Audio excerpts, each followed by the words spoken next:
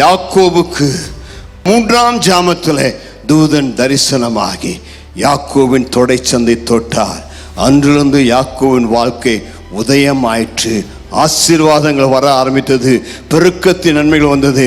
அன்றுதான் ஆதியாகமம் 32 கேட்டான், என்னை ஆசீர்வதியும் கர்த்தாவே, என்னை ஆசீர்வதியும் கர்த்தாவே. அப்பொழுது ஒரு தூதன் யாக்கோபை தொட்டான். எந்த மணி நேரத்தில்?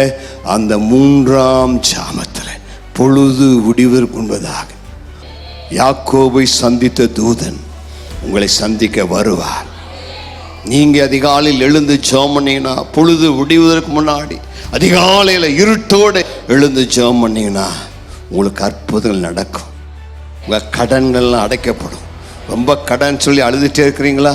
அதிகாலையில் இருந்து ஜெபம் பண்ணி பாருங்க, உங்கள் கடன்கள் அடைக்கப்பட கர்த்தர் வழியை திறப்பார். நடக்காதவர்கள் நடக்க ஆரம்பிக்கும், வழிகள் திறக்கும், தேவனுடைய ஆசீர்வாதம் இறங்கி வரும்.